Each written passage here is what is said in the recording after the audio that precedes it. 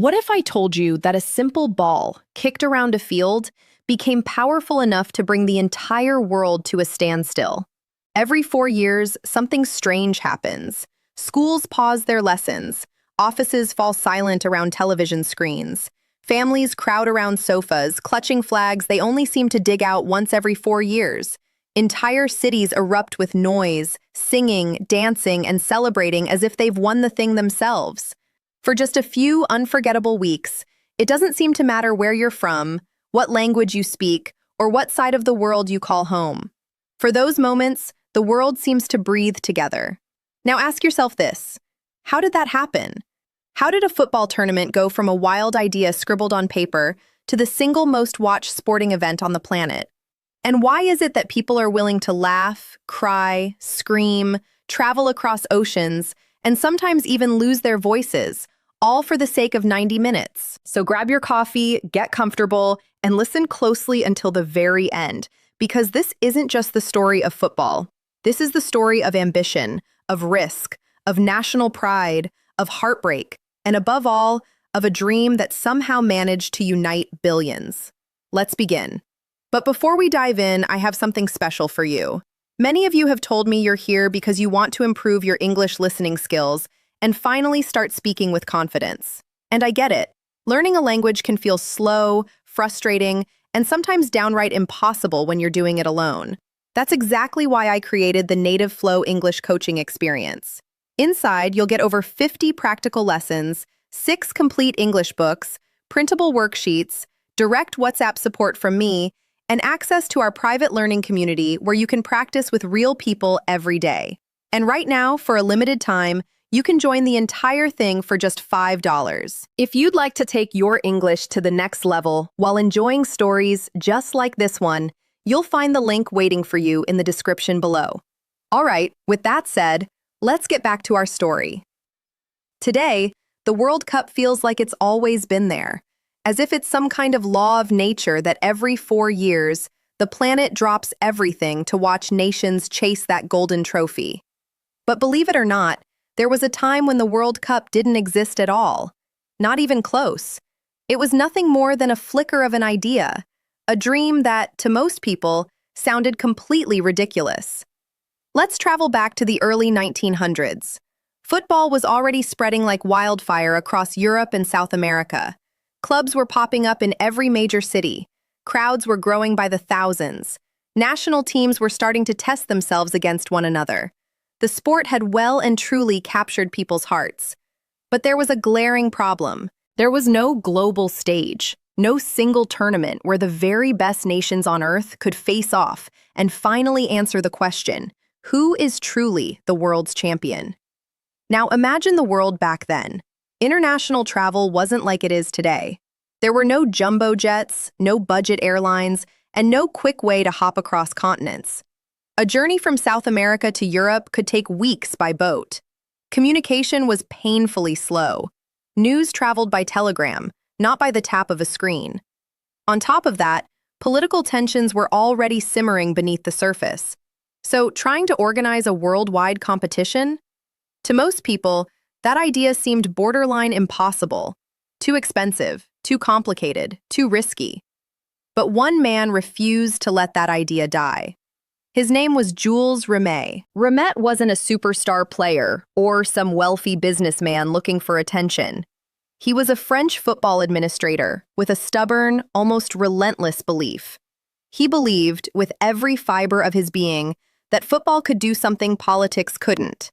He believed it could bring nations together, not through war, not through treaties, but through sport. Now think about that for a moment.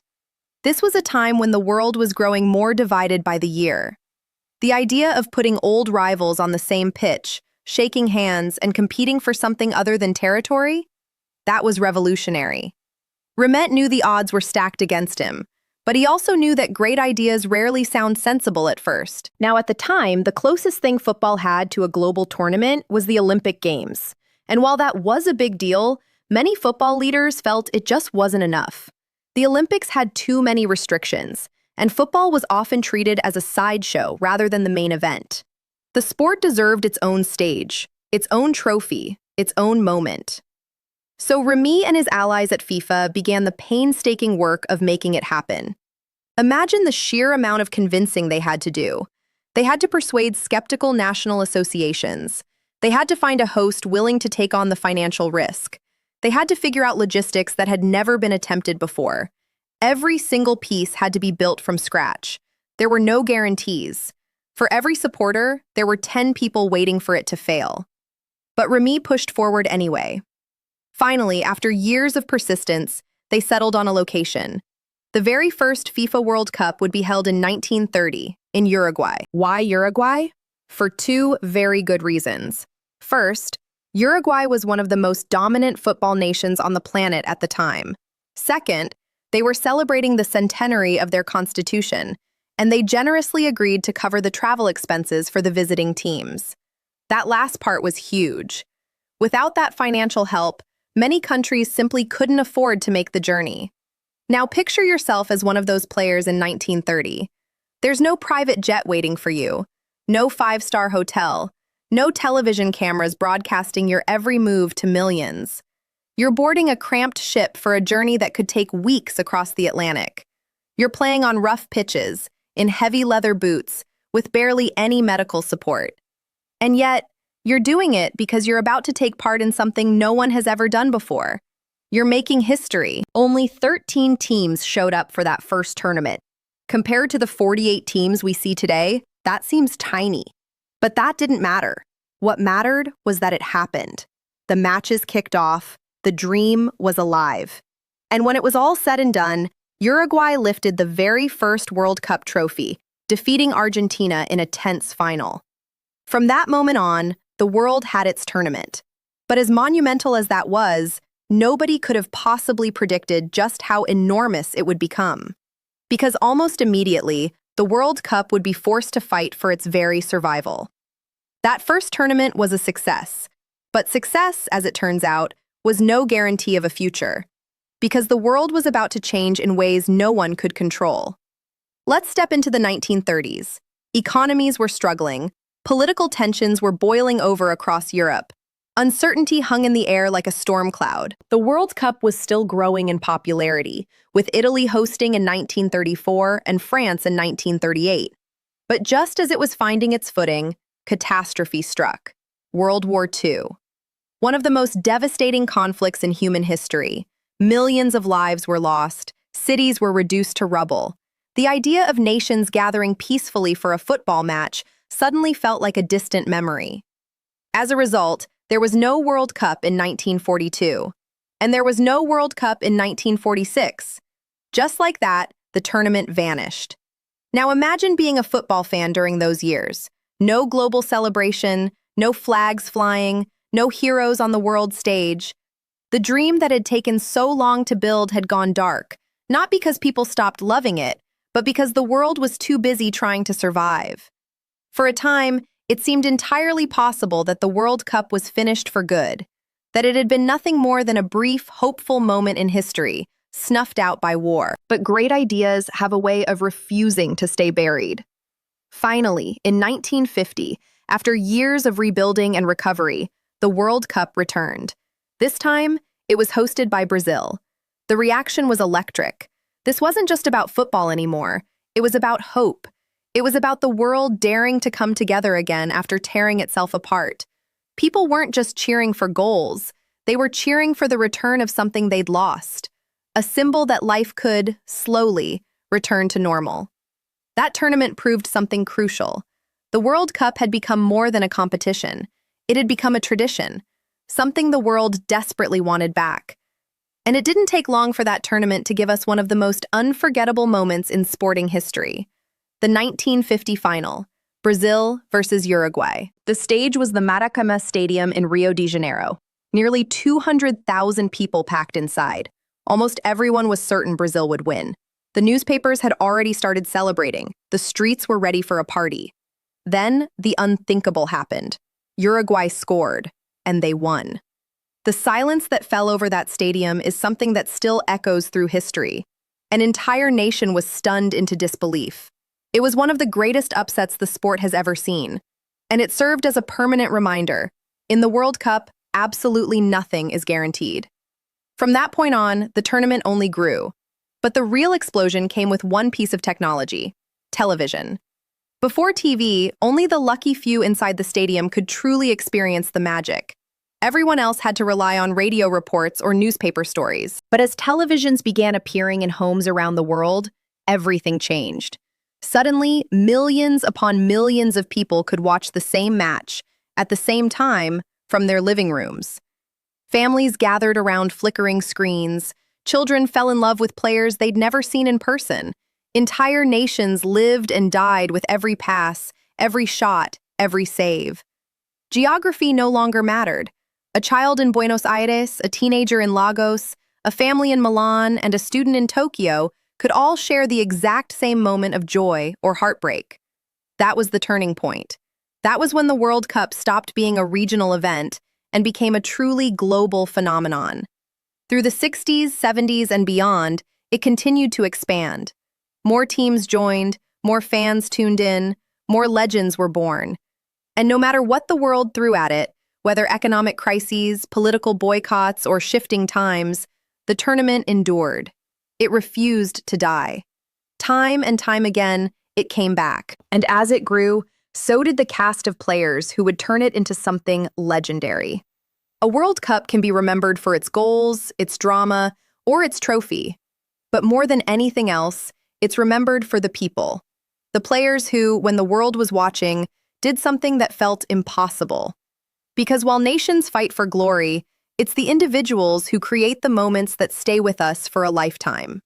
Now imagine being a young footballer growing up anywhere in the world. You can win everything with your club. You can be a hero in your hometown. But there's only one stage where your name can echo across every continent. Only one place where a single performance can turn you into history. That place is the World Cup. That weight, that pressure, is unlike anything else. And over the decades, a handful of players have risen to meet it in ways that no one has ever forgotten. Take Pelé, for instance. In 1958, the world was introduced to a 17-year-old boy from Brazil. Most people had never heard of him. By the time the tournament was over, nobody could stop talking about him. He played with a joy and fearlessness that seemed to defy his age. Brazil won the trophy, and a global icon was born. As it turned out, Pelé would go on to win 3 World Cups, a record that still stands untouched to this day. To this day, his name is synonymous with the very idea of greatness. Then came Diego Maradona. If Pelé was poetry in motion, Maradona was pure fire. Small in stature but unstoppable when he had the ball at his feet. His performances at the 1986 World Cup in Mexico are the stuff of legend. That tournament gave us 2 goals against England that are still debated and celebrated in equal measure. One was the infamous Hand of God. The other was a dazzling, slaloming run from midfield that left half the English team in his wake. A goal so magical, many still call it the greatest ever scored. Maradona didn't just play the game, he bent it to his will. Fast forward to 1998, and the world watched Zinedine Zidane lead France to their first ever World Cup on home soil. His elegance, his vision, his composure under pressure captured the hearts of an entire nation. For France, it wasn't just a victory. It was a moment of unity they had never experienced before. Then came the modern era, defined by a rivalry that seemed to last forever. Lionel Messi and Cristiano Ronaldo. For nearly 2 decades, fans argued endlessly about who was better. They broke every record imaginable. They collected countless trophies. But for the longest time, there was one glaring hole in their resumes: the World Cup. That missing piece carried a weight that very few people can understand. Because unlike club football, you don't get endless chances. You get one shot every 4 years. One bad tournament, one unlucky moment, and 4 years of work can disappear overnight. So when Messi finally lifted the trophy with Argentina in 2022, something shifted. It wasn't just an Argentine celebration. It felt like the world was celebrating with him. For millions, it felt like the perfect ending to one of the greatest stories ever told in sport. A dream, decades in the making, finally fulfilled. But the beauty of the World Cup isn't just in its superstars. It's in the surprises. It's in the unknown player who comes out of nowhere. It's in the underdog nation that shocks the giants. It's in the moments where someone you've never heard of for 90 minutes becomes unforgettable. Every single tournament writes new names into history. And that's the reason we keep coming back. Because no matter how much we think we never know who's going to steal the show next. Now, after all these stories, all these legends, all these decades, we have to ask the question, why did this tournament become so much bigger than football? If it were only about tactics or goals, it wouldn't matter to billions of people who don't even follow the sport the rest of the year. The truth is, the World Cup taps into something far deeper than the game itself. It speaks to who we are as people. Imagine a player walking out onto that pitch. They're not just wearing a kit, they're carrying the hopes of their entire country on their back. Every cheer from the stands, every flag waving, every anthem sung, it's all for them. They're representing their history, their culture, their grandparents' stories, and the dreams of every child back home kicking a ball in the street. That's an almost unimaginable weight. And that's why the emotions run so high. A single goal can send an entire nation into absolute delirium. A single mistake can feel like a national heartbreak. A last-minute winner can become a memory that's passed down for generations. These aren't just sporting moments, they're life moments. People remember exactly where they were when they happened. But there's something else too.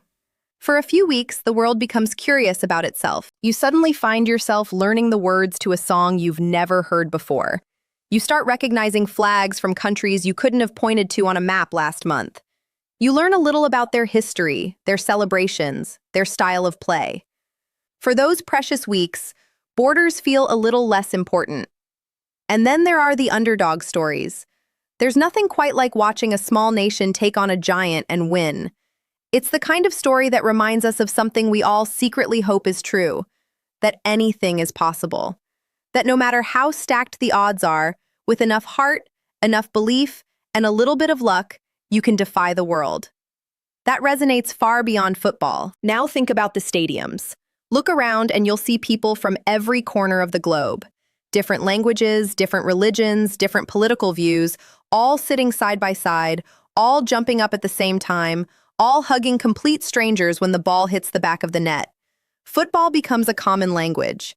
You don't need a translator to understand the roar of a crowd or the look of pure joy on someone's face. That connection is instant. It's human. And perhaps most importantly, the World Cup gives us permission to dream. Right now, somewhere in the world, there's a kid kicking a ball against a wall. They're pretending they're in a World Cup final. They're imagining the crowd, the noise, the weight of that moment. They're picturing themselves scoring the winning goal. That dream has been passed down for nearly a century. It's inspired millions to pick up a ball, and it's given countless others hope that one day, against all odds, their moment might come too. That is its real power. So when you strip everything back, the World Cup began as a wild, almost laughable idea. Jules Rimet was told it was too complicated, too expensive, too unrealistic. The world told him it couldn't be done. But he did it anyway. It survived wars. It survived crises. It survived decades of change. And instead of fading away, it grew into something no one could have possibly imagined. Today, it's more than a tournament. It's a global ritual, a celebration of hope, a reminder that despite everything that divides us, we're all part of the same story. Different nations, different voices, different dreams. But for those few weeks every 4 years, we're all looking in the same direction, feeling the same butterflies, sharing the same joy and the same heartbreak. That's no small thing. So the next time you hear that anthem, or see those flags, or feel your heart race before a penalty, remember what you're really witnessing. You're witnessing a dream that refused to die. A dream that proved the world could come together. Some dreams change games. Others change history. But the rarest dreams of all are the ones that bring the world together. Thank you so much for listening all the way to the end. I hope this story gave you a little more appreciation for the World Cup and maybe even helped sharpen your English listening skills along the way. If you enjoyed this, be sure to hit that like button and subscribe for more stories like this one, all designed to help you learn English through real, engaging content. And if you're ready to take your English to the next level, don't forget to check out the Native Flow English coaching experience I mentioned earlier. You'll find the link in the description below. It's just $5 to get started. Until next time, keep dreaming big, and I'll see you in the next story.